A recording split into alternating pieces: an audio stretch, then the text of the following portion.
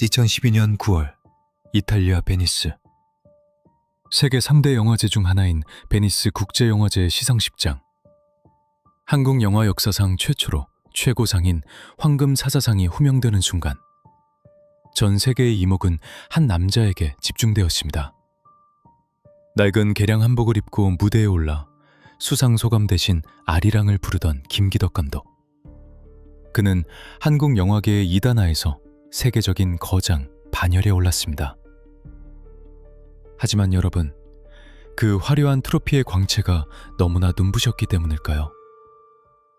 그 빛이 만들어낸 짙은 그림자 속에서 누군가가 고통스럽게 비명을 지르고 있었다는 사실을 당시에는 아무도 알지 못했습니다. 예술이라는 이름으로 포장된 폭력, 연출이라는 명분으로 묵인된 가학행위. 오늘 우리가 추적할 이야기는 바로 그 거장의 민낯에 관한 것입니다.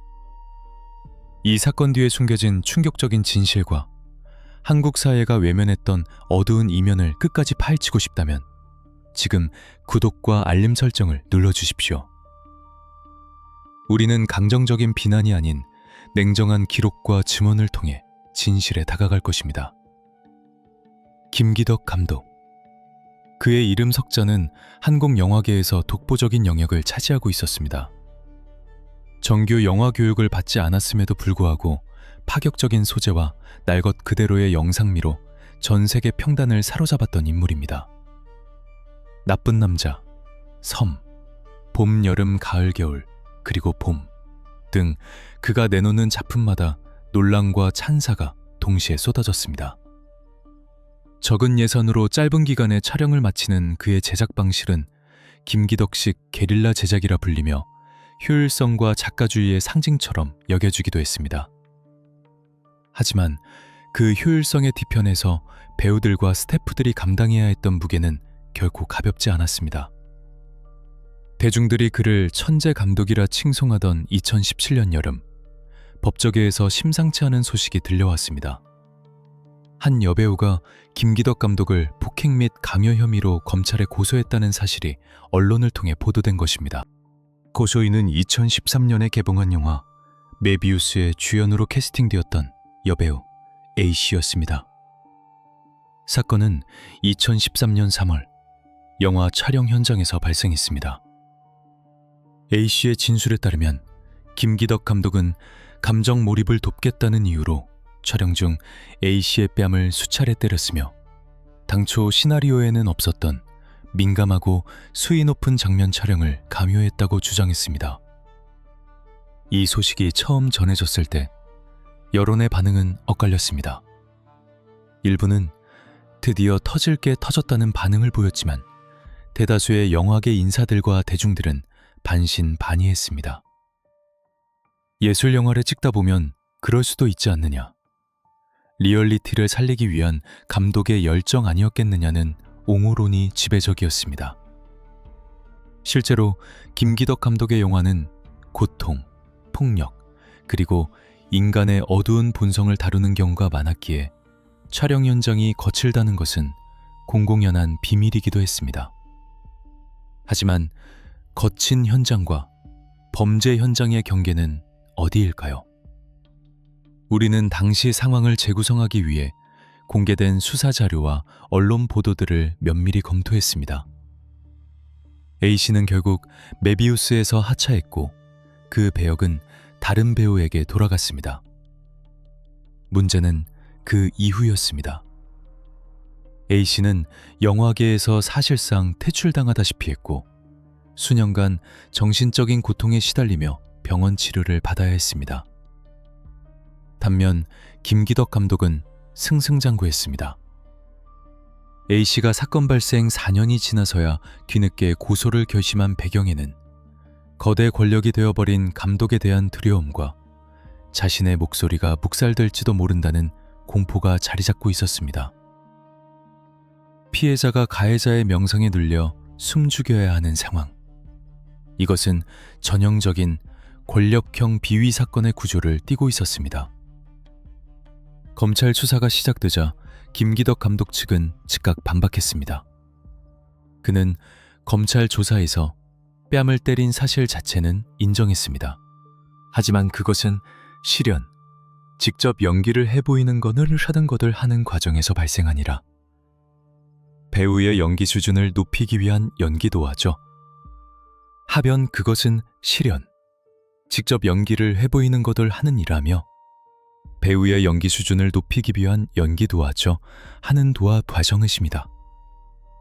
마들 연기를 많은 수준은 닭에서 실연 직접 연기를 해보이는 것.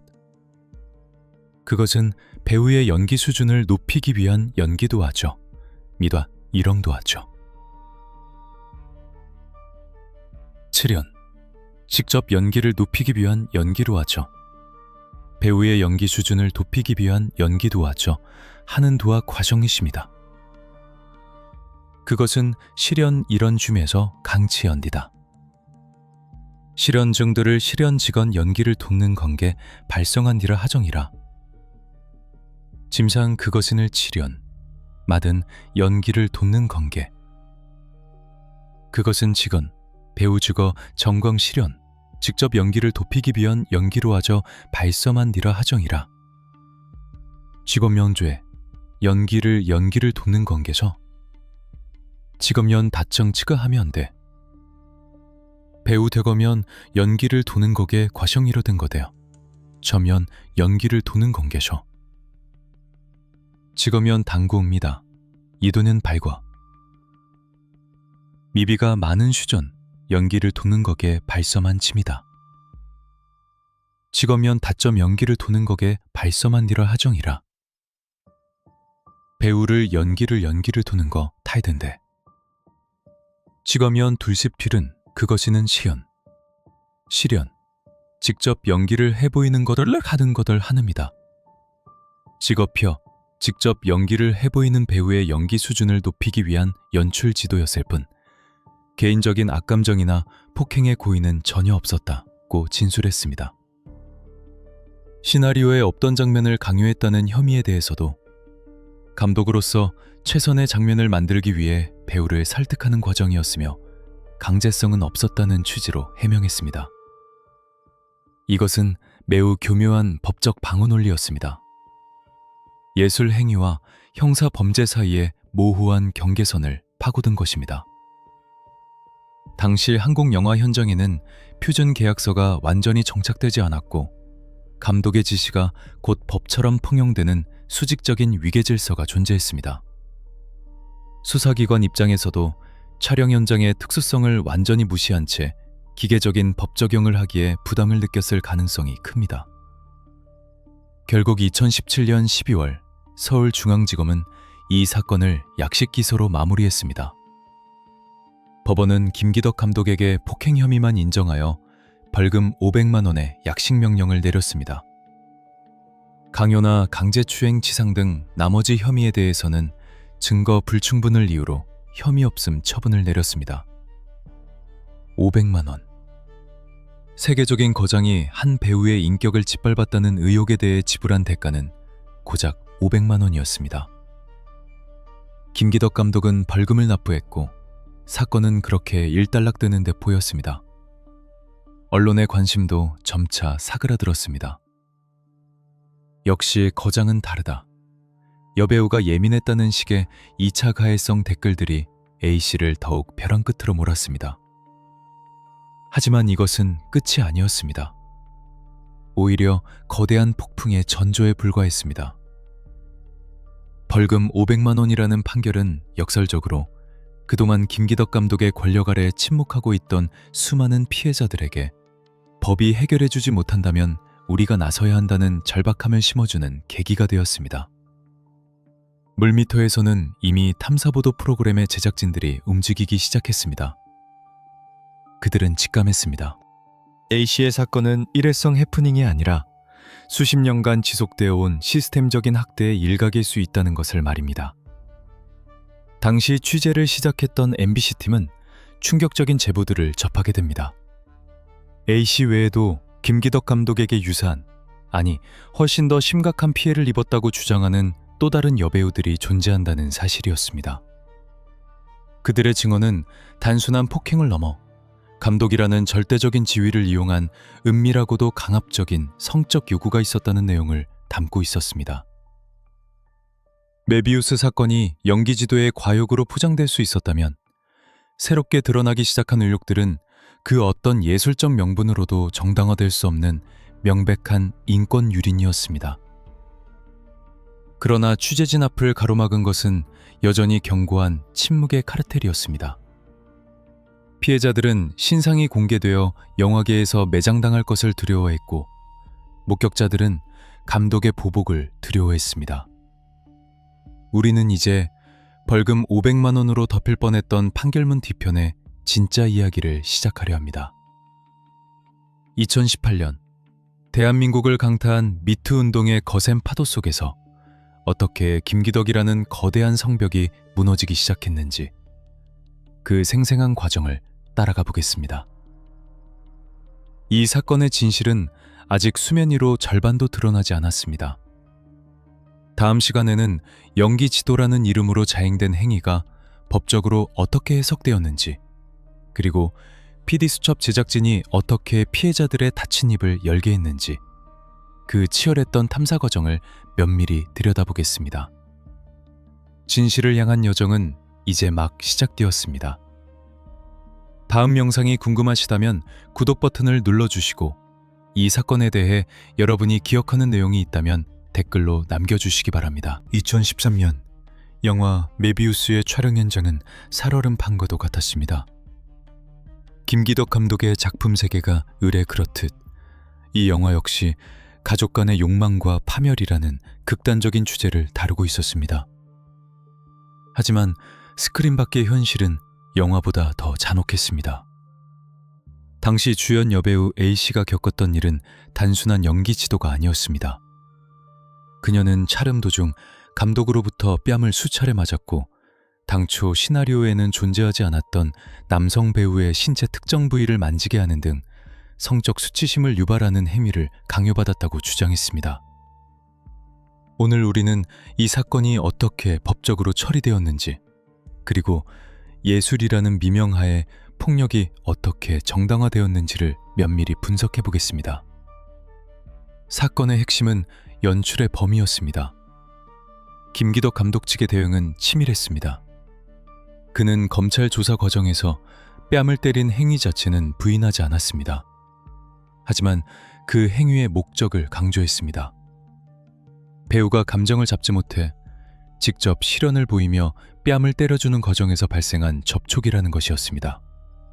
즉, 배우를 폭행하려는 고의성가 있었던 것이 아니라 더 좋은 연기를 끌어내기 위한 감독으로서의 열정이었다는 논리였습니다. 또한 시나리오에 없던 장면을 강요했다는 혐의에 대해서도 영화의 완성도를 위해 현장에서 수정된 콘티였을 뿐 강압적인 위력 행사는 없었다고 진술했습니다. 이것은 매우 강력한 방어 논리였습니다. 영화 촬영 현장, 특히 작가주의 영화의 현장은 감독의 재량권이 매우 넓게 인정되는 공간입니다. 법조계 역시 예술 창작의 자유와 형사법적 처벌 사이에서 고민할 수밖에 없었습니다. 당시 검찰은 이 사건을 어떻게 판단했을까요? 2017년 12월, 서울중앙지검 형사 6부는 김기덕 감독을 폭행 혐의로 벌금 500만 원에 약식 기소했습니다. 하지만 강요, 강제추행 치상, 명예훼손 등 나머지 혐의에 대해서는 증거 불충분으로 혐의 없음 처분을 내렸습니다. 검찰은 뺨을 때린 것은 사실이나 연기 지도의 일환으로 볼 여지가 있고, 다른 혐의들은 입증할 만한 객관적 증거가 부족하다고 판단한 것입니다. 이 판결은 영화계 안팎에 묘한 파장을 일으켰습니다. 500만 원. 누군가에게는 큰 돈일 수 있지만 세계적인 명성을 가진 거장에게는 흠집조차 나지 않는 솜방망이 처벌이었습니다. 김기덕 감독은 즉시 벌금을 납부했고, 공식적인 입장을 통해 4년 전의 일이라 정확히 기억나지는 않지만 연출자로서 최선을 다하는 과정에서 생긴 오해라며 유감을 표명했습니다. 그는 법적으로 폭행 전과가 남게 되었지만 성범죄나 가혹행위에 대해서는 면죄부를 받은 셈이었습니다. 이 결과는 영화계의 오랜 관행인 도제식 시스템과 감독의 절대 권력을 다시 한번 확인시켜 주었습니다. 당시 여론의 일부는 예술을 이해하지 못한 배우의 과민반응이라며 오히려 피해자를 비난하기도 했습니다. 김기덕의 영화에 출연하려면 그 정도는 감수했어야 했다는 식의 폭력적인 시선이 팽배했습니다. 피해자 A씨는 영화계에서 고립되었고 트러블 메이커라는 낙인이 찍힌 채 캐스팅 제의가 끊겼습니다. 반면 김기덕 감독은 메비우스 이후에도 1대1, 그물 등의 영화를 연이어 발표하며 건재함을 과시했습니다. 하지만 이 완벽해 보이는 변명에는 치명적인 균열이 있었습니다. 법원은 비록 증거 부족으로 다른 혐의들을 인정하지 않았지만 촬영 현장에서 감독이 배우에게 물리적 폭력을 가하는 것이 연출의 범위를 벗어난 범죄임을 처음으로 인정한 사례였습니다.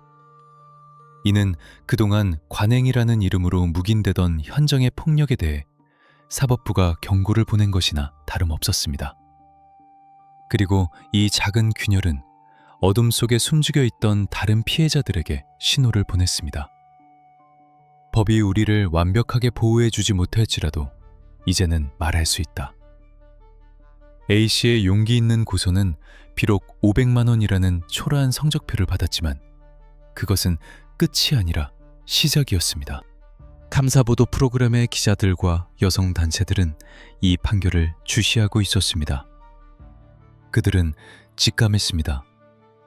A씨가 겪은 일은 김기덕 감독이 20년 넘게 구축해온 영화 세계의 빙산의 일각일 뿐이라는 것을요. 특히 주목해야 할 점은 A씨가 제기했던 성적 수치심과 관련된 주장이었습니다. 비록 법적으로는 입증되지 못했지만 이는 단순히 연기 지도로만 볼 수 없는 권력관계에 의한 성적 괴롭힘의 징후를 강력하게 시사하고 있었습니다. 기자들은 김기덕 감독의 과거 작품들과 촬영 현장에 대한 제보를 수집하기 시작했습니다. 그리고 그 과정에서 A씨보다 훨씬 더 끔찍하고 차마 입 밖으로 꺼내기 힘든 고통을 겪은 또 다른 여성들의 존재가 감지되었습니다. 2017년의 겨울이 지나고 2018년의 봄이 찾아올 무렵 대한민국 사회는 검찰 내 성추행 폭로를 시작으로 미투 운동의 거대한 불길에 휩싸이게 됩니다.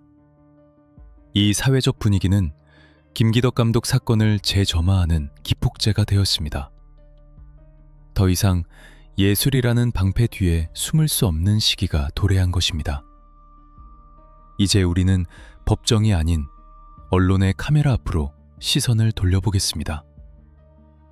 MBC의 간판 탐사 프로그램 팀이 이 사건에 뛰어들면서 판도라의 상자는 비로소 열리기 시작합니다. 제작진은 어떻게 그토록 두려움에 떨던 피해자들을 설득할 수 있었을까요? 그리고 그들이 털어놓은 500만 원짜리 판결문에는 담기지 않았던 충격적인 진실은 무엇이었을까요? 다음 편에서는 미투 운동의 확산과 함께 김기덕 감독을 향한 PD 수첩의 치밀한 취재 과정, 그리고 방송 직전까지 이어졌던 긴박했던 상황들을 다루겠습니다. 거장의 민낯이 세상에 드러나기 직전에 그 긴장감 넘치는 순간으로 여러분을 안내하겠습니다. 2018년 1월 29일 대한민국 사회를 송두리째 뒤흔든 사건이 발생했습니다. 현직 검사인 서지영 검사가 검찰 내부 통신망에 자신의 성추행 피해 사실을 폭로한 것입니다. 이 용기 있는 고백은 단지 검찰 조직 내의 문제 제기에 그치지 않았습니다.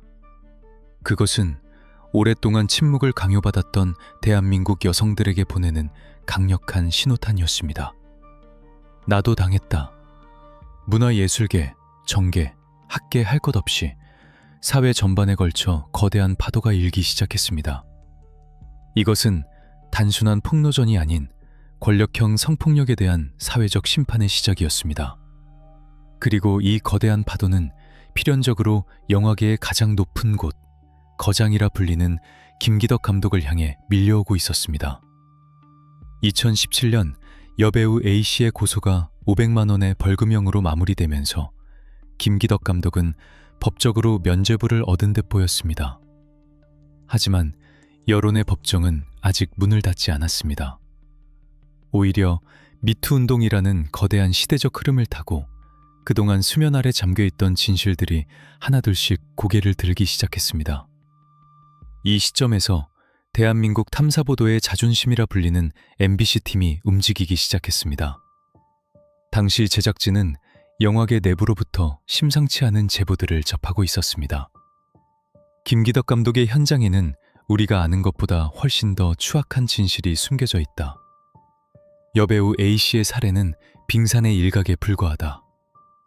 그의 영화 촬영장은 연기 지도를 빙자한 인권 유린의 현장이었다. 하지만 취재는 시작부터 난관에 부딪혔습니다. 김기덕 감독은 베니스, 베를린, 칸 등 세계 3대 영화제를 석권한 그야말로 성역과도 같은 존재였기 때문입니다. 영화계 관계자들은 입을 모아 말했습니다. 그에 대해 함부로 말하는 것은 곧 영화 인생을 끝내는 것과 다름없다. 피해자들은 두려움에 떨고 있었습니다. 그들은 이미 A씨가 고소 이후 영화계에서 어떻게 고립되는지 목격했기 때문입니다.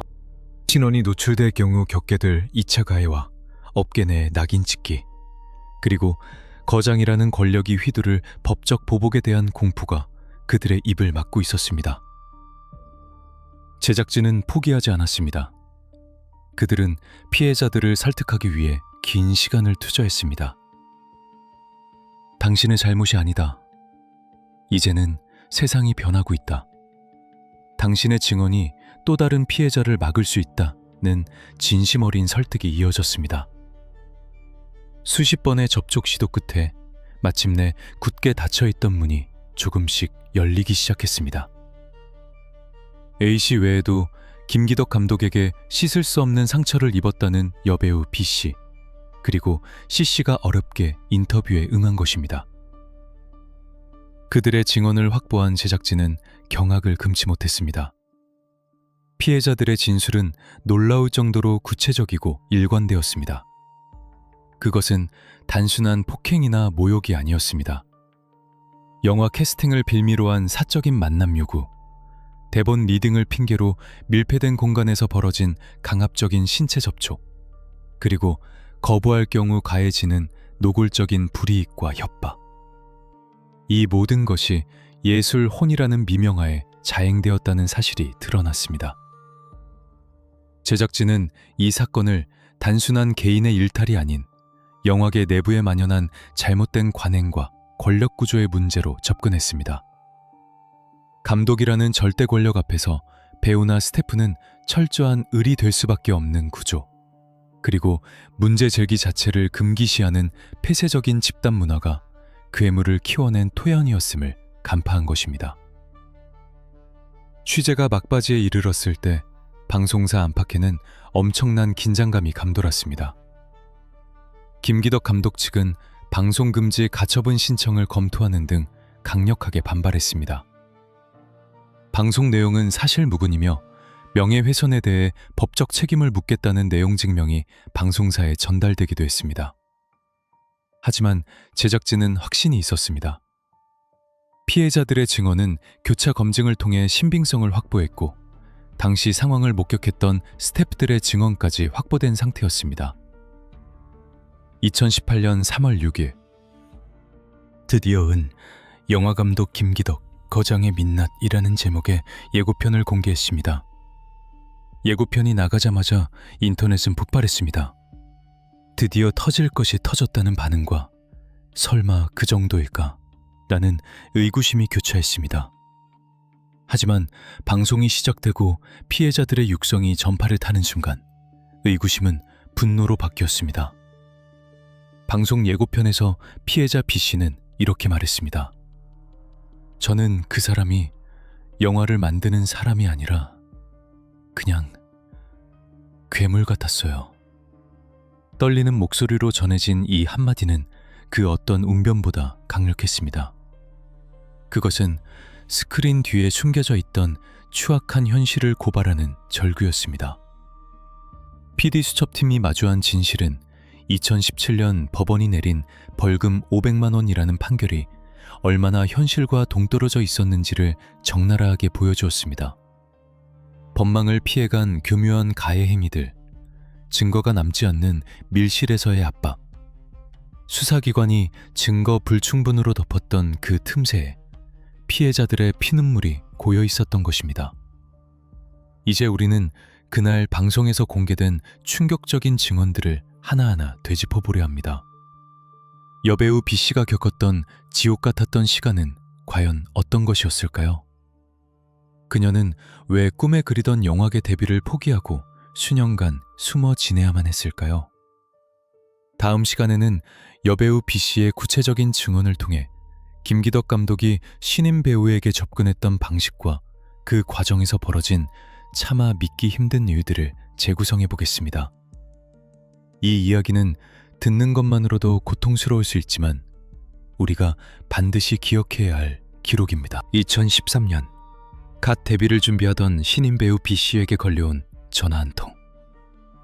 발신자는 다름 아닌 세계적인 거장 김기덕 감독이었습니다. 배우를 꿈꾸는 지망생들에게 그의 이름은 동경의 대상이자 단숨에 충무로의 신데렐라로 떠오를 수 있는 유일한 동화줄과도 같았습니다. 오디션을 보러 오라는 그의 말에 B씨는 떨리는 가슴을 안고 약속 장소로 향했습니다. 하지만 그녀는 몰랐습니다. 그 문을 열고 들어서는 순간 배우로서의 꿈이 가장 잔혹한 방식으로 짓밟히게 될 것이라는 사실을 말입니다. 오늘 우리는 PD수첩을 통해 세상에 드러난 두 번째 피해자, 여배우 B씨의 증언을 재구성합니다. 그녀가 마주했던 거장의 민낯은 과연 어떤 모습이었을까요? 약속 장소는 서울 강남의 한 카페였습니다. 처음에는 매니저와 함께 동행했습니다. 영화에 대한 이야기, 캐릭터에 대한 분석이 오갔습니다. 분위기는 나쁘지 않았습니다. 세계적인 감독이 신인인 자신에게 관심을 가져준다는 사실만으로도 B씨는 감격했습니다. 그러나 대화가 무르익을 무렵 김기덕 감독은 묘한 제안을 합니다. 배우와 감독이 깊은 내면의 이야기를 나누려면 단둘이 있어야 한다. 그는 매니저를 밖으로 내보냈습니다. 그리고 B씨를 데리고 카페가 아닌 다른 장소로 이동하자고 했습니다. 그때부터 분위기는 급변했습니다. 밀폐된 공간에 단둘이 남겨지자 그는 더 이상 점잖은 예술가가 아니었습니다. B씨의 증언에 따르면 그는 대화 도중 끊임없이 성적인 수치심을 유발하는 질문들을 던졌습니다. 너의 모든 것을 보여줄 수 있느냐? 배우라면 몸을 사리면 안 된다. 나를 남자가 아닌 감독으로, 예술의 도구로 받아들일 수 있느냐? 이것은 전형적인 가스라이팅의 시작이었습니다. 그는 자신의 권위를 이용해 B씨의 판단력을 흐리게 만들었습니다. 거부감을 느끼는 B씨에게 너는 아직 배우가 될 준비가 덜 되었다. 예술을 이해하지 못한다며 질책했습니다. 신인 배우로서 감독의 말은 곧 법이자 진리처럼 들릴 수밖에 없는 상황이었습니다. 그는 B씨의 자존감을 무너뜨린 뒤 더욱 노골적인 요구를 해왔습니다. B씨가 기억하는 그날의 상황은 지옥 그 자체였습니다. 김기덕 감독은 시나리오 리딩을 핑계로 신체 접촉을 시도했고 나아가 성적 관계를 요구하는 발언을 서슴지 않았다고 합니다. 나와 자야지 내 영화에 출연할 수 있다. 다음 작품의 주연은 너다. 캐스팅 권한을 미끼로 한 명백한 성폭력적 제안이었습니다. B씨가 이를 거절하고 자리를 박차고 나가려 하자 그는 이 정도도 못하면서 어떻게 험한 영화판에서 살아남으려 하느냐며 비웃음 섞인 독설을 퍼부었습니다. B씨는 그 자리에서 간신히 도망쳐 나왔습니다. 하지만 물리적인 탈출이 정신적인 해방을 의미하지는 않았습니다. 그날 이후 B씨는 심각한 트라우마에 시달려야 했습니다. TV나 뉴스에서 김기덕 감독의 얼굴이 나올 때마다 심장이 멎을 듯한 공포를 느꼈고 과호흡 증세로 응급실을 찾기도 했습니다. 무엇보다 그녀를 괴롭힌 것은 자책감이었습니다. 내가 너무 예민했던 걸까? 그때 내가 참았다면 성공할 수 있었을까? 피해자가 자신을 탓하게 만드는 것, 이것이 권력형 성범죄가 남기는 가장 끔찍한 후유증입니다. 결국 B씨는 배우의 꿈을 포기했습니다. 영화계에 발을 들여놓는 것 자체가 공포가 되어버린 것입니다. 김기덕 감독이 세계 영화제에서 트로피를 들어올리며 스포트라이트를 받는 동안 B씨는 어두운 방 안에서 세상과의 소통을 단절한 채 숨어 지내야 했습니다. 그녀의 시간은 2013년 그날에 멈춰버렸습니다. 우리가 주목해야 할 점은 B씨의 사례가 김기덕 감독의 영화 제작 방식과 무관하지 않다는 것입니다. 그는 평소에도 배우의 한계를 깨야 한다, 가장 밑바닥의 감정을 끌어내야 한다고 강조해왔습니다. 하지만 그 한계를 깨는 과정이 동의 없는 폭력과 성적 착취로 이루어졌다면 그것은 예술이 아니라 범죄입니다. B씨에게 행해진 것은 연기 지도가 아니라 우월적 지위를 이용한 인권 유린이었습니다. 제작진이 B씨를 만났을 때 그녀는 여전히 두려움에 떨고 있었습니다. 하지만 그녀가 용기를 낼 수 있었던 것은 자신과 같은 피해자가 더 이상 나와서는 안 된다는 절박함 때문이었습니다. 그 사람은 괴물이에요. 영화 감독이라는 가면을 쓴 괴물. B씨의 이 한마디는 김기덕 감독의 작품 세계를 옹호하던 수많은 사람들에게 던지는 묵직한 돌직구였습니다. B씨의 증언은 방송 이후 엄청난 파장을 일으켰습니다. 사람들은 경악했습니다. 단순히 현장이 거친 감독인 줄만 알았던 그가 신인 배우들을 상대로 이런 식의 접근을 해왔다는 사실은 충격이었습니다. 그러나 이것은 서막에 불과했습니다. B씨가 겪은 일이 단둘이 있는 공간에서 벌어진 은밀한 죄안이었다면 다음에 소개할 증언은 공개된 장소에서, 그것도 동료 배우와 함께 조직적으로 이루어진 더욱 끔찍한 이야기입니다. 영화 촬영 현장이라는 고립된 공간, 그곳에서 벌어진 집단적인 광기. 김기덕 감독뿐만 아니라 그의 페르소나로 불리던 유명 배우 제이씨까지 연루된 충격적인 폭로가 기다리고 있습니다. 피해자 씨가 말하는 지옥의 합숙소에서는 도대체 무슨 일이 있었던 것일까요? 우리는 이제 닫힌 문 뒤에 더 깊은 어둠 속으로 들어갑니다. 그곳에는 우리가 상상조차 하기 힘든 권력의 카르텔이 존재하고 있었습니다. 다음 이야기에서 그 실체를 확인하시기 바랍니다. 한국 영화계에는 페르소나 배우를 일컫는 이 말은 감독의 세계관을 가장 완벽하게 구현해내는 연기자에게 주어지는 최고의 찬사입니다. 김기덕 감독에게도 그런 존재가 있었습니다. 바로 배우 제이씨입니다. 두 사람은 수많은 작품을 함께하며 한국 영화계의 황금 콤비로 불렸습니다. 하지만 2018년 이 폭로한 진실은 이들의 관계가 단순한 예술적 동반자가 아니라 성적 유린을 위한 공범에 가까웠다는 충격적인 사실이었습니다. 오늘 우리는 여배우 C씨의 목소리를 빌려 영화 촬영장이라는 폐쇄된 공간이 어떻게 생지옥으로 변했는지, 그리고 거장 감독과 국민 배우가 만들어낸 검은 카르텔의 실체를 파헤칩니다. 여배우 C씨는 김기덕 감독의 영화에 캐스팅되어 촬영에 합류했습니다. 촬영장은 도심과 멀리 떨어진 지방의 외딴 곳이었습니다.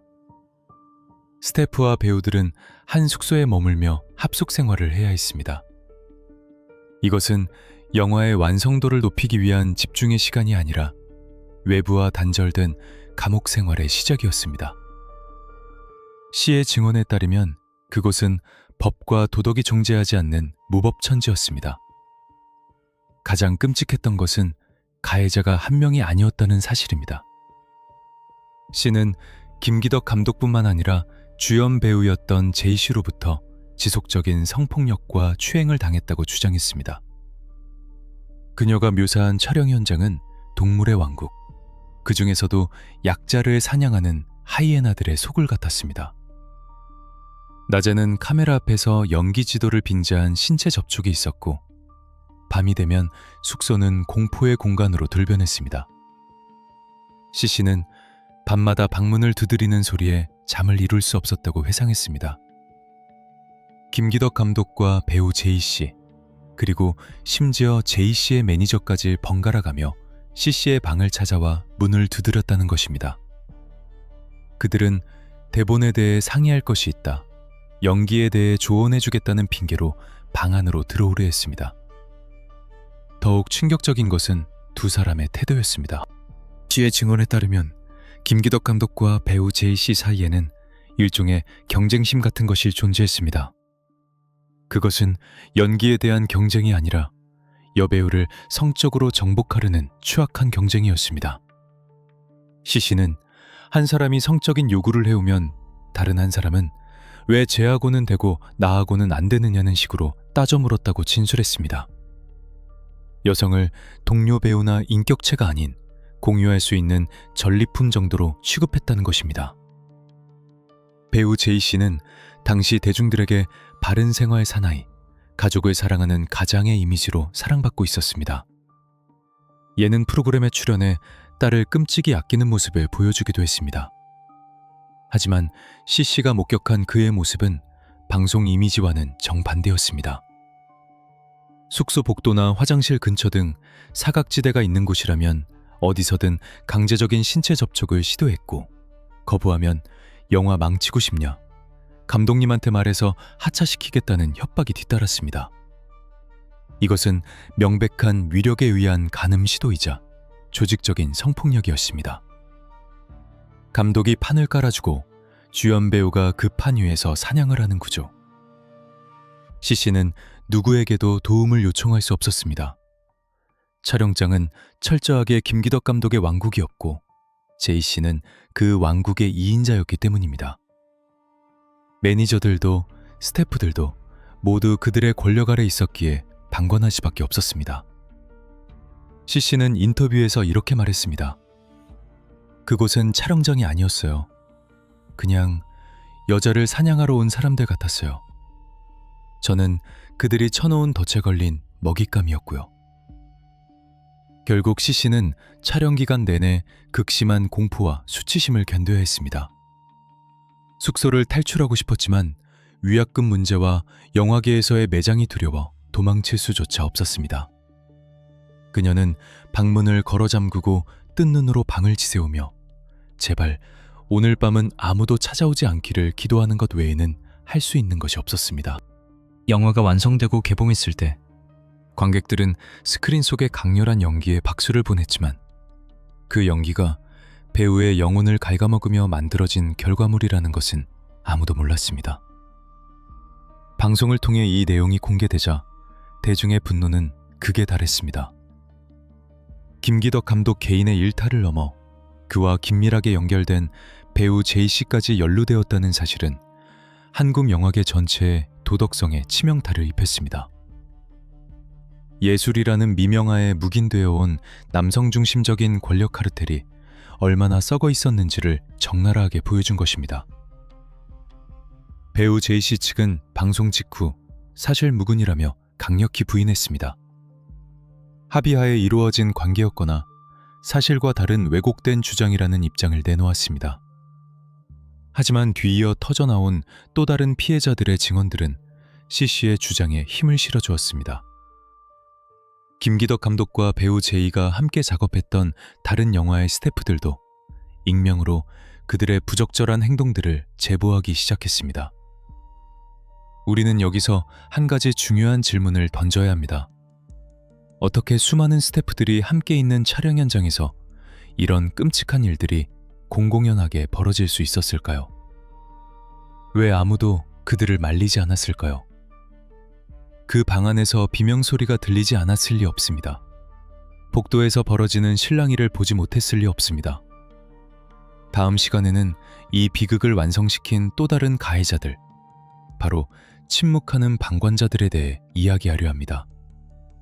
현장의 스태프들은 왜 입을 다물어야 했는지, 영화계의 폐쇄적인 시스템이 어떻게 괴물을 보호했는지, 그 씁쓸한 현실을 직시해 보겠습니다. 영화 촬영 현장은 수십 명, 많게는 수백 명의 스태프가 유기적으로 움직이는 공간입니다.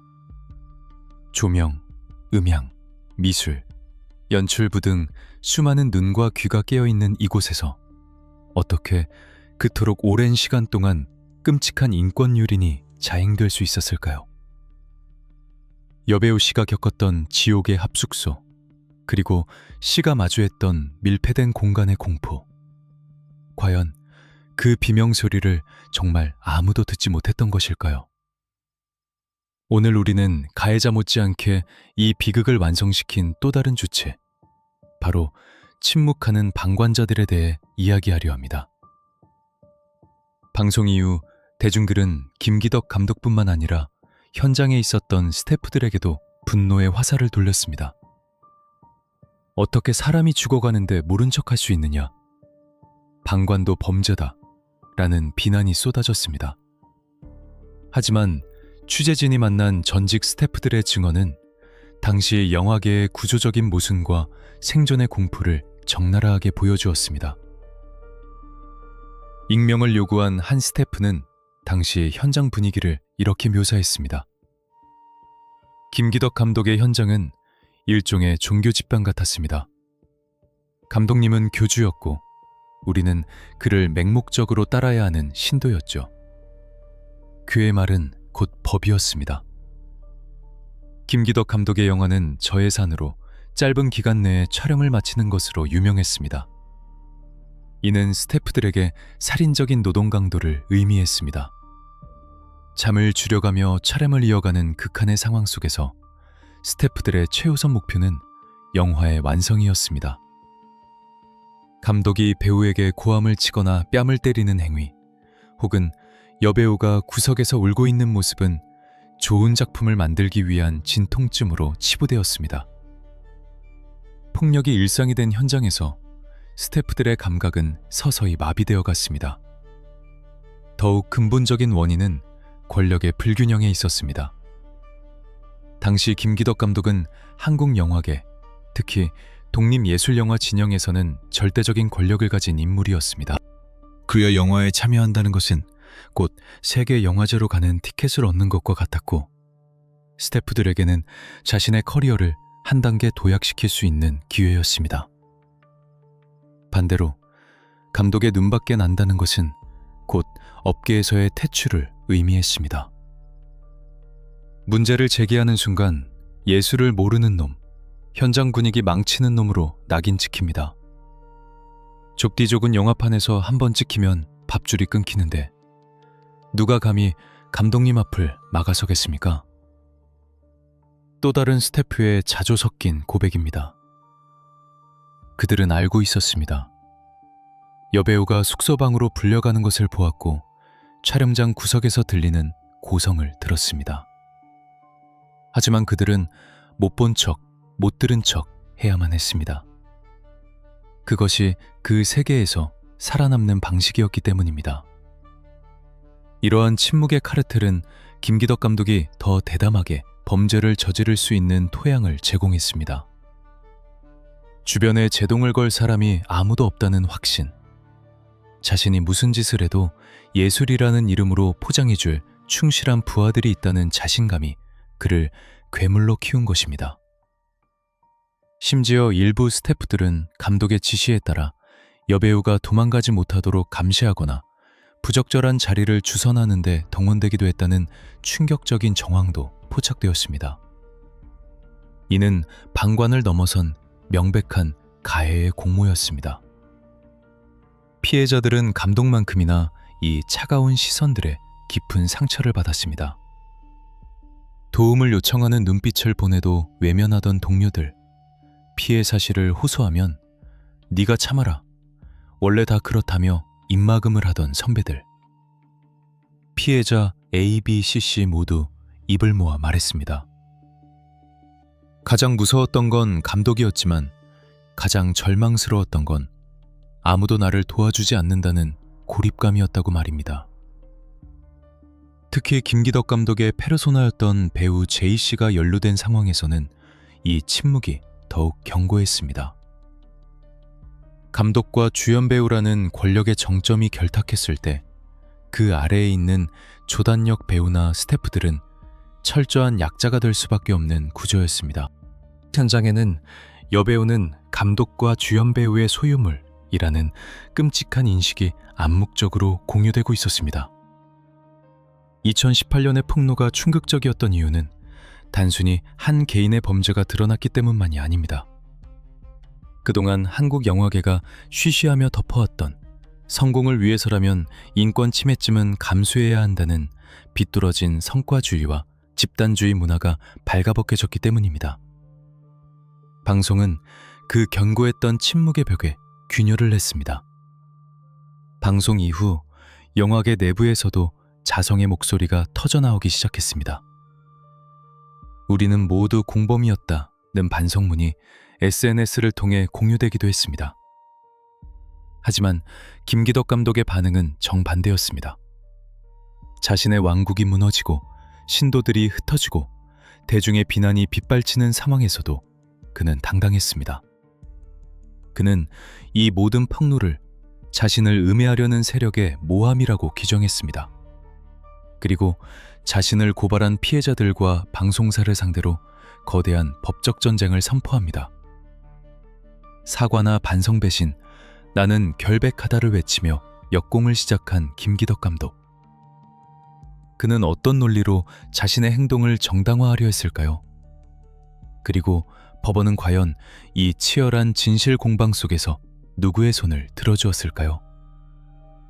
다음 시간에는 김기덕 감독이 제기한 충격적인 역고소 사건과 치열하게 펼쳐진 법적 공방의 내막을 들여다보겠습니다. 법의 테두리 안에서 벌어진 또 다른 전쟁. 그 결과는 과연 정의로웠을까요? 2018년 3월 MBC 이수와 올린 거장의 민낯이라는 공은 대한민국을 강타했습니다. 방송을 지켜본 대중들은 당연히 김기덕 감독의 사과와 자숙, 그리고 수사기관의 즉각적인 구속수사가 이어질 것이라 예상했습니다. 피해자들의 증언은 그만큼 구체적이었고 그들이 겪은 고통은 누가 보아도 명백해 보였기 때문입니다. 하지만 김기덕 감독의 선택은 침묵도 사과도 아니었습니다. 그는 세상이 예상치 못한 방향으로 아주 강력하게 반격해왔습니다. 나는 성폭행범이 아니다. 방송 내용은 악의적인 짜깁기이며 나는 대중들에게 마녀 사냥을 당하고 있다.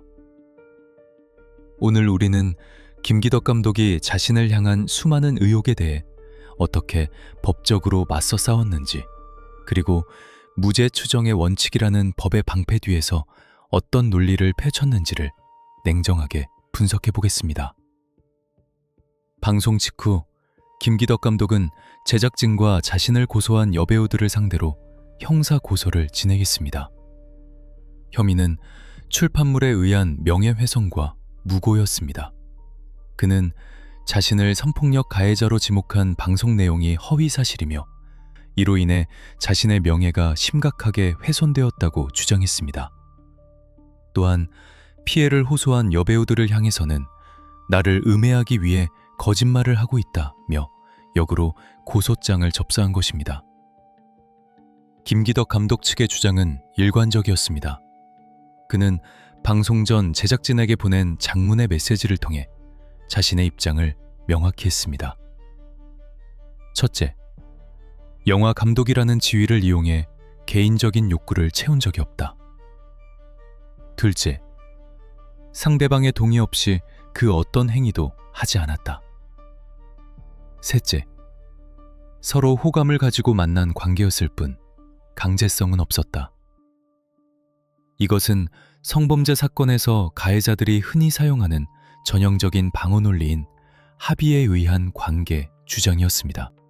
그는 여배우 A씨의 폭행 고소 사건, 2017년 벌금 500만 원에 대해서는 이미 법적 처벌을 받았으니 끝난 일이고 나머지 성적인 의혹들은 증거가 없는 일이고지라고.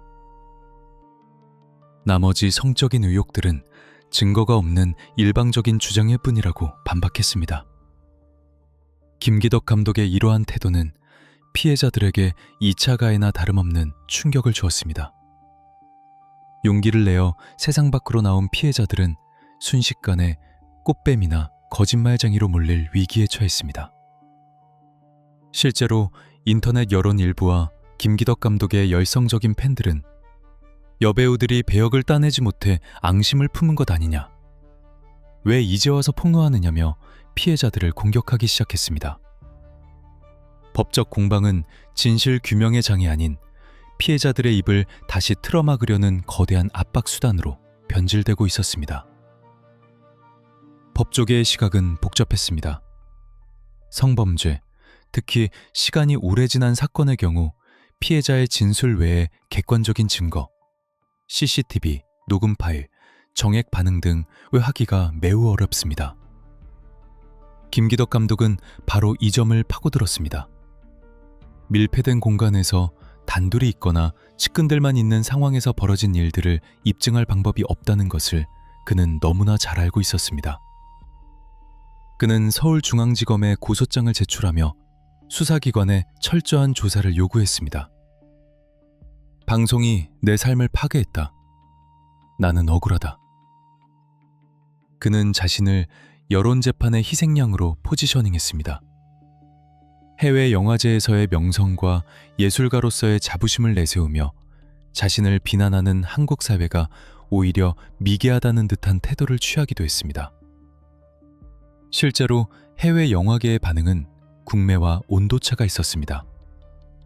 미투 운동의 열기가 뜨거웠던 서구권에서도 김기덕 감독의 작품 세계를 옹호하는 비평가들이 존재했습니다. 예술과 아티스트의 사생활은 분리해서 봐야 한다는 논리였습니다. 이러한 해외의 반응은 김기덕 감독에게 일종의 면죄부처럼 작용했고 국내 법적 투쟁을 이어나갈 동력이 되었습니다. 2018년 내내 김기덕 감독과 피해자들 그리고 언론사 간의 지루한 법적 공방이 이어졌습니다. 경찰과 검찰은 양측을 불러 조사를 진행했습니다. 이 과정에서 피해자들은 다시 한번 그 끔찍했던 기억을 떠올리며 진술해야 했고 가해자 측 변호인의 집요한 질문에 시달려야 했습니다. 그때 왜 저항하지 않았나? 왜 바로 신고하지 않았나? 피해자다움을 강요하는 수사 과정 자체가 또 다른 고문이었습니다. 반면 김기덕 감독은 자신의 무고함을 입증하기 위해 총력을 기울였습니다. 그는 방송이 악의적인 편집으로 정철되어 있다고 주장하며 방송금지 가처분 신청을 내기도 했습니다. 비록 기각되었지만 이는 그가 얼마나 치열하게 이 사태를 방어하려 했는지를 보여주는 대목입니다. 시간이 흐르면서 대중들의 관심은 조금씩 식어갔고 사건은 복잡한 법리 논쟁 속으로 빠져들었습니다. 김기덕이 이길 수도 있다는 불안한 전망이 나오기 시작했습니다. 명확한 물증이 없는 상황에서 법원은 과연 누구의 손을 들어줄 것인가? 증거재판주의라는 법의 대원칙이 권력형 성범죄 앞에서는 피해자들을 외면하는 칼날이 될 수도 있다는 우려가 현실로 다가오고 있었습니다. 그리고 2019년 드디어 검찰의 수사 결과가 발표됩니다. 김기덕 감독이 제기한 명예훼손과 무고소송, 그리고 피해자들이 제기한 강제추행, 치상 혐의. 이 얽히고 설킨 고소고발의 결말은 과연 어떻게 났을까요? 다음 시간에는 대한민국 사법부가 내린 최종 판단을 공개합니다. 김기덕 감독은 과연 법적으로 무죄를 선고받았을까요? 아니면 진실은 법정 밖에서 증명되었을까요? 무혐의라는 단어 속에 숨겨진 법의 한계와 그럼에도 불구하고 사법부가 인정한 중요한 사실 하나를 짚어보겠습니다.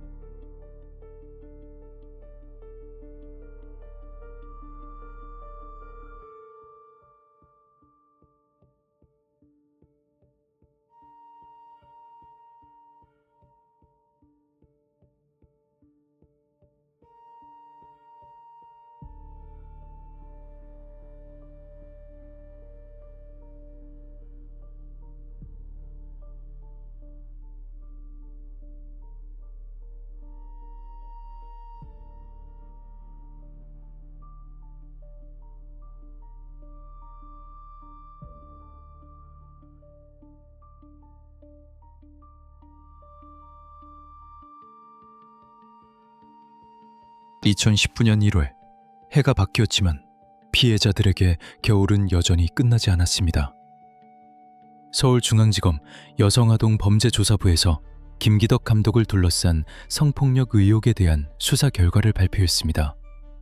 결과는 많은 이들에게 허탈함을 안겼습니다. 검찰은 김기덕 감독의 강제추행 치상 및 명예훼손 혐의에 대해 증거 불충분으로 혐의 없음 처분을 내렸습니다. 오늘 우리는 이 차가운 법률 용어 뒤에 숨겨진 진실의 무게와 사법부가 내린 또 다른 중요한 판단에 대해 이야기하려 합니다. 먼저, 왜 김기덕 감독은 성폭력 혐의에서 벗어날 수 있었을까요? 검찰의 불기소 이유서는 법의 한계를 명확히 보여주었습니다. 첫째, 사건이 발생한 지 너무 오랜 시간이 흘렀습니다. 피해자들의 진술은 구체적이었지만 이를 뒷받침할 CCTV나 목격자의 직접적인 증언 등 객관적인 물증을 확보하기가 어려웠습니다. 둘째, 일부 혐의는 공소시효가 만료되었습니다. 법은 진실을 가리는 곳이 아니라 증거로 입증된 사실만을 처벌하는 곳이기에 수사기관으로서는 기계적인 판단을 내릴 수밖에 없었던 것입니다. 이 결과만 놓고 보면 김기덕 감독의 승리처럼 보였습니다. 그는 마치 자신이 결백하다는 것이 증명된 양 당당했습니다. 하지만 여기서 반전이 일어납니다. 김기덕 감독이 제작진과 피해 여배우들을 상대로 제기했던 무고 및 출판물에 의한 명예훼손 고소건에 대해 검찰은 어떤 판단을 내렸을까요?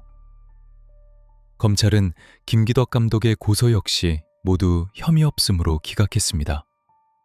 그리고 2020년 10월 그가 MBC와 여배우 A씨를 상대로 제기한 10억 원의 손해배상 청구 소송에서도 법원은 원고 패소 판결을 내렸습니다. 김기덕 감독은 항소했지만 2심에서도 결과는 같았습니다. 이 판결들이 시사하는 바는 매우 큽니다. 법원은 비록 김기덕 감독을 성폭력범으로 감옥에 보내지는 못했지만 피해자들의 목소리를 거짓이라고 판단하지도 않았다는 뜻입니다. 재판부는 판결문을 통해 이렇게 명시했습니다. 피해자의 진술이 구체적이고 일관되며 당시 상황을 직접 겪지 않고서는 알기 어려운 내용들을 포함하고 있다. 비록 형사재판에서 유죄를 입증할 정도의 증거가 부족하여 불기소 처분이 내려졌다고 해서 이를 허위사실이라고 단정할 수는 없다. 즉, 증거가 부족해 처벌할 수 없다는 것과 그런 일이 일어나지 않았다는 것은 전혀 다른 차원의 문제라는 점을 사법부가 확인해 준 셈입니다. 또한 법원은 의 보도에 대해서도 공공의 이해에 관한 사항으로서 진실이라고 믿을 만한 타당한 이유가 있었다며 언론의 공익적 역할을 인정했습니다. 이는 김기덕 감독이 주장해온 악의적인 마녀 사냥이라는 프레임이 법적으로 인정받지 못했음을 의미합니다. 결과적으로 김기덕 감독은 형사처벌은 피했지만 사회적 처벌은 피할 수 없었습니다. 법정 밖의 세상, 즉 대중과 영화계의 법정에서는 이미 유죄 판결이 내려진 것이나 다름없었습니다. 그 파장은 실로 거대했습니다. 한국영화감독조합 DGK에서는 창립 이래 처음으로 김기덕 감독에 대한 제명 절차를 밟았습니다. 동료 감독들조차 등을 돌린 것입니다. 영화계 내에서는 자정의 목소리가 높아졌고 김기덕 감독의 영화는 국내 배급망을 찾지 못해 사실상 개봉이 불가능해졌습니다. 한때 세계 영화제를 휩쓸며 한국 영화의 자랑으로 여겨졌던 그는 이제 기피 인물 1호이자 불명예의 상징으로 전락했습니다. 법적 공방이 진행되는 동안 김기덕 감독은 국내 활동을 전면 중단했습니다. 하지만 이것은 자숙이나 반성의 의미가 아니었습니다. 그는 억울함을 호소하며 해외로 눈을 돌렸습니다. 한국 사회가 자신을 버렸다고 생각한 그는 자신의 예술적 명성이 여전히 유효한 곳, 즉 유럽과 러시아권 국가들로 활동 무대를 옮기려 했습니다. 우리는 여기서 씁쓸한 현실을 마주하게 됩니다. 국내에서는 성추문으로 매장당한 감독이 해외에서는 여전히 거장으로 대접받으며 레드카펫을 밟는 아이러니한 상황이 벌어진 것입니다. 2019년 모스크바 국제영화제 심사위원장 위촉. 카자흐스탄에서의 신작 촬영 등 그의 행보는 거침이 없었습니다. 피해자들은 고통 속에 숨어 지내는데 가해자로 지목된 인물은 해외 영화제에서 플래시 세례를 받는 모습. 이것은 피해자들에게 또 다른 형태의 폭력이었습니다. 하지만 그의 해외 도피성 예술 활동도 영원할 수는 없었습니다. 국내 여성 단체들과 영화인들은 국제적인 연대를 통해 김기덕 감독의 실체를 알리는 데 주력했습니다. 베를린 영화제, 칸 영화제 등에서 그의 초청을 반대하는 시위가 벌어졌고 해외 언론들도 한국의 미투 운동과 김기덕 감독의 혐의에 대해 심층적으로 보도하기 시작했습니다. 그의 입지는 점차 좁아지고 있었습니다. 법의 심판은 미완으로 끝났습니다. 10억 원의 소송 비용도 감독 조합에서의 제명도 피해자들이 겪은 잃어버린 시간에 비하면 턱없이 부족한 대가였습니다. 그러나 분명한 것은 2018년에 폭로가 없었다면 그는 여전히 아무 일도 없었다는 듯 한국 영화계의 거장으로 군림했을 것이라는 사실입니다. 이제 김기덕 감독에게 남은 곳은 한국에는 없었습니다. 그는 짐을 싸서 더 먼 곳으로 자신의 과거를 모르는 곳 혹은 모른 척 해줄 곳을 찾아 떠났습니다. 그것은 망명 아닌 망명이었습니다. 그리고 2020년 12월 전 세계가 코로나19 팬데믹으로 고통받던 그 겨울, 라트비아라는 낯선 땅에서 충격적인 소식이 타전됩니다. 아무도 예상치 못했던, 그리고 누구도 막을 수 없었던 그의 최후가 기다리고 있었습니다. 다음 시간에는 김기덕 감독의 마지막 행적을 추적합니다. 그는 왜 라트비아로 갔을까요?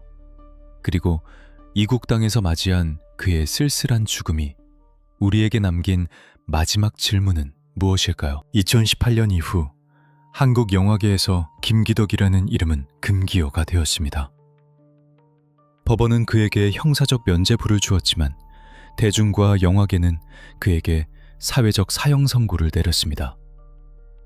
더 이상 한국에서는 투자를 받을 수도, 배우를 캐스팅할 수도, 극장에 영화를 걸 수도 없는 상황. 거장은 설 자리를 잃었습니다. 하지만 김기덕 감독은 멈추지 않았습니다. 아니, 멈출 수 없었을 것입니다. 그는 마치 무언가에 쫓기듯 혹은 보란듯이 짐을 꾸려 한국을 떠났습니다. 그것은 단순한 해외 로케이션이 아닌 사실상의 망명이나 다름없었습니다. 오늘 우리는 한국을 등진 김기덕 감독의 마지막 3년, 그 씁쓸하고도 기이했던 행적을 추적합니다. 그가 향한 곳은 러시아와 동유럽, 그리고 중앙아시아였습니다. 한국에서는 성범죄 의혹의 중심이었지만 그곳에서 김기덕 감독은 여전히 살아있는 전설, 세계적인 거장으로 추앙받고 있었습니다. 모스크바 국제영화제는 그를 심사위원장으로 위촉했고 카자흐스탄과 키르기스탄의 영화인들은 그와 함께 작업하기를 영광으로 여겼습니다. 그는 이 시기 딘, 신이 보내준 사람 등의 영화를 연출하며 왕성하게 활동했습니다. 현지 스태프들과 배우들에게 둘러싸여 촬영을 지휘하는 그의 모습은 마치 한국에서의 논란 따위는 아예 존재하지 않았던 세상의 사람처럼 보였습니다. 그는 인터뷰를 통해 간접적으로 심경을 밝히기도 했습니다. 나를 비난하는 사람들은 내 영화를 보지도 않고 욕한다. 나는 예술을 할 뿐이다. 그의 태도에는 억울함과 동시에 한국 사회에 대한 깊은 불신과 분노가 서려 있었습니다. 하지만 미투의 그림자는 국경을 넘어서도 그를 끈질기게 따라다녔습니다. 2019년 일본 유바리 국제 판타스틱 영화제가 그의 영화를 개막작으로 초청하자 일본의 여성단체들과 한국의 영화인들이 거세게 항의했습니다. 성폭력 가해 의혹이 있는 감독의 영화를 상영하는 것은 피해자들에 대한 2차 가해이자 영화제 수치라는 성명이 발표되었습니다. 해외 언론들 역시 김기덕이라는 이름 뒤에 항상 Sexual Abuse Allegations, 성적 학대 의혹라는 꼬리표를 달아 보도했습니다. 그럼에도 불구하고 그는 아랑곳하지 않았습니다. 오히려 더욱더 해외 활동에 매진하며 자신의 건재함을 과시하려 했습니다. 한국이 자신을 버렸다면 자신도 한국을 버리고 세계의 감독으로 남겠다는 오기처럼 보이기도 했습니다. 그리고 운명의 2020년이 찾아왔습니다. 전 세계가 코로나19 팬데믹의 공포에 떨고 있던 그의 겨울, 김기덕 감독은 새로운 정착지를 찾아 발트해 연안의 작은 나라 라트비아로 향했습니다. 취재 결과 그의 라트비아행은 단순한 영화 촬영 목적이 아니었습니다. 그는 라트비아의 휴양 도시 유르말라에 집을 매입하고 영주권을 취득할 계획이었던 것으로 알려졌습니다. 그가 한국으로 돌아올 마음을 완전히 접고 아예 해외에 정착하려 했음을 시사합니다. 그는 지인들에게 한국 영화계의 환멸을 느낀다. 이곳에서 새로운 영화 인생을 시작하겠다는 뜻을 내비쳤다고 합니다. 하지만 2020년 12월 11일 현지에서 충격적인 비보가 날아들었습니다. 김기덕 감독, 라트비아 병원에서 사망. 사인은 코로나19 감염으로 인한 합병증이었습니다. 향년 60세. 세계 3대 영화제를 석권하며 한국 영화사에 전무후무한 기록을 남겼던 거장의 최후치고는 너무나 갑작스럽고 허망한 죽음이었습니다. 당시 상황은 매우 긴박했습니다. 그는 12월 5일경부터 지인들과 연락이 두절되었습니다. 약속 장소에 나타나지 않자 동료들이 그를 찾아 나섰고 며칠 뒤 병원에서 싸늘한 주검이 된 그를 발견한 것입니다. 가족도 없이 말도 잘 통하지 않는 이국 땅의 차가운 병실에서 그는 홀로 생을 마감했습니다. 임종을 지킨 사람은 아무도 없었습니다. 이 소식이 전해지자 한국 사회의 반응은 복잡 미묘했습니다. 보통 세계적인 명성을 가진 예술가가 사망하면 추모 물결이 일고 정부에서 훈장을 취소하거나 영화계 차원에서 장례위원회가 꾸려지는 것이 관례입니다. 하지만 김기덕 감독의 죽음 앞에서는 침묵만이 감돌았습니다. 영화 단체들은 공식적인 추모 성명을 내는 것을 주저했습니다. 부산국제영화제 집행위원장이 개인 SNS에 한국 영화계의 손실이라며 애도를 표했다가 여론의 문매매를 막고 게시글을 수정하는 해프닝도 벌어졌습니다. 대중들의 반응은 더욱 싸늘했습니다. 인과응보다, 죗값을 다 치르지 못하고 떠났다는 비판적인 댓글들이 기사를 뒤덮었습니다. 물론 그의 과오와 별개로 그의 예술적 성취는 인정해야 한다는 소수 의견도 있었지만 피해자들의 고통을 기억하는 대다수의 사람들에게 그의 죽음은 면죄부가 될 수 없었습니다. 코로나19 상황으로 인해 유족들은 라트비아로 갈 수 없었습니다. 결국 김기덕 감독의 장례와 화장은 현지에서 간소하게 치러졌고 그의 유해는 한 줌의 재가 되어서야 한국으로 돌아올 수 있었습니다. 공항에 도착한 그의 유골함은 쓸쓸했습니다. 그를 마중 나온 수많은 인파도 플래시 세례도 없었습니다. 1996년 영화 악어로 혜성처럼 등장해 날 것 그대로의 폭력과 욕망을 그리며 세계를 충격에 빠뜨렸던 감독. 베니스 영화제에서 아리랑을 부르며 트로피를 들어올렸던 영광의 순간. 그리고 성범죄 의혹이라는 불명예를 안고 도망치듯 떠난 망명길 끝에 마주한 고독한 죽음. 김기덕 감독의 삶은 마치 그가 만든 영화들처럼 극단적이고 파괴적이며 비극적이었습니다. 그는 죽음으로써 법적인 책임과 사회적 비난으로부터 영원히 탈출했을지 모릅니다. 하지만 그가 남긴 상처와 질문들은 여전히 우리 곁에 남아 있습니다. 이제 우리는 마지막 질문을 던져야 할 때가 왔습니다. 한 인간의 죽음 이후 우리는 그가 남긴 예술과 그가 저지른 죄악을 어떻게 분리해서 혹은 어떻게 통합해서 기억해야 할까요? 다음 마지막 시간에는 김기덕 감독 사건이 한국 사회와 영화계에 남긴 교훈, 그리고 예술가의 윤리에 대한 묵직한 성찰을 담아 이 시리즈를 마무리하려 합니다. 2020년 12월 인천국제공항 입국장. 화려한 플래시 세례도 수많은 취재진의 북새통도 없었습니다. 한때 세계 3대 영화제 베니스, 칸, 베를린들을 모두 석권하며 한국 영화를 세계의 중심에 세웠던 거장 김기덕 감독. 그는 한 줌의 재가 되어 쓸쓸히 고국으로 돌아왔습니다. 그의 귀환은 금의 환영이 아닌 누구도 환영하지 않는 침묵의 귀환이었습니다. 우리는 지난 9부에 걸쳐 김기덕 감독이라는 거대한 신화가 어떻게 만들어졌고 또 어떻게 무너져 내렸는지를 추적했습니다.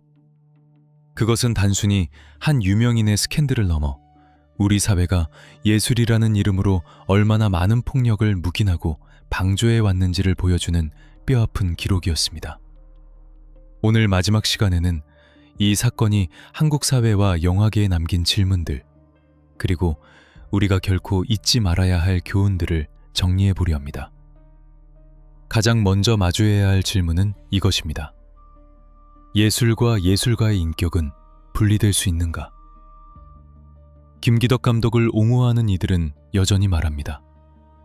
그의 사생활은 비난받아 마땅하지만 그가 남긴 작품의 예술성은 별개로 평가해야 한다. 물론 예술사에는 도덕적으로 결함이 있는 천재들이 수없이 존재했습니다. 하지만 김기덕 감독의 경우는 조금 다릅니다.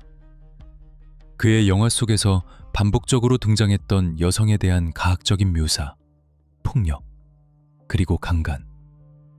우리는 그것이 감독의 독창적인 예술 세계라고 믿었습니다.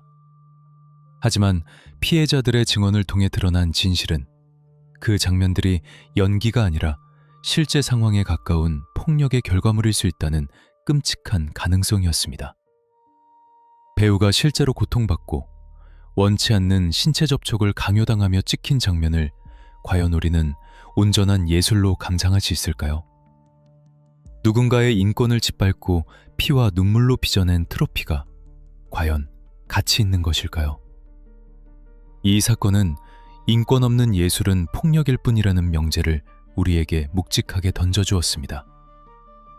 다행히도 2018년의 미투 운동은 헛되지 않았습니다. 김기덕 감독 사건과 조재현 배우의 폭로 이후 한국 영화계는 느리지만 분명하게 변화하기 시작했습니다. 첫째, 현장의 시스템이 바뀌고 있습니다. 과거에는 감독의 지시가 절대적인 법이었지만 이제는 성평등 교육이 의무화되고 촬영 전 배우들에게 신체 노출이나 스킨십 수위를 명확히 고지하고 동의를 구하는 절차가 강화되었습니다. 계약서에는 성폭력 및 인권 침해 방지 조항이 구체적으로 명시되기 시작했습니다. 둘째, 인티머시 코디네이터의 필요성이 대두되었습니다. 영화 속 성적 묘사를 촬영할 때 배우들의 심리적 안정과 인권을 보호하고 감독의 연출 의도를 전문적으로 조율하는 전문가들이 현장에 투입되기 시작했습니다. 이는 예술이니까 벗어라라는 구시대적인 강요가 더 이상 통하지 않는 시대가 되었음을 의미합니다. 셋째, 가장 중요한 변화는 침묵의 카르텔이 깨졌다는 것입니다. 과거에는 영화판에서 매장당할까봐 참았던 스태프들과 배우들이 이제는 목소리를 낼 수 있는 창구들이 생겨났습니다. 영화진흥위원회 산하에 한국영화성평등센터 든든히 설립되어 성희롱, 성폭력 피해를 신고하고 상담받을 수 있게 되었습니다. 이제 그 누구도 관행이었다는 변명으로 범죄를 덮을 수는 없습니다. 김기덕 감독은 법적으로 유죄 판결을 받지 않은 채 세상을 떠났습니다. 공소시효 만료와 증거 불충분이라는 법의 맹점은 그를 감옥으로 보내지 못했습니다. 하지만 역사의 법정은 그에게 영원한 유죄를 상고했습니다. 그는 말년에 조국에서 쫓겨나듯 떠나야 했고 이국 땅에서 고립된 채 생을 마감했습니다. 이것이야말로 그 어떤 형벌보다 무거운 사회적 단죄이자 인과응보일 것입니다. 우리가 기억해야 할 진정한 주인공은 김기덕 감독이 아닙니다.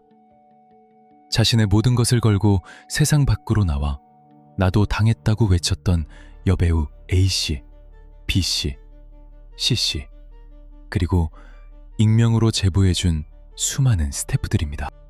그들의 용기가 없었다면 우리는 여전히 거장이라는 가면 뒤에 숨은 괴물의 실체를 모른 채 그를 숭배하고 있었을지도 모릅니다. 피해자들은 패배하지 않았습니다. 그들은 살아남았고 증언했고 마침내 거대한 권력의 성벽을 무너뜨렸습니다. 이제 시리즈를 마치며 여러분께 간곡히 부탁드립니다. 시간이 흐르면 사건은 잊혀지고 사람들의 관심은 멀어집니다. 하지만 피해자들의 고통은 여전히 현재 진행형입니다.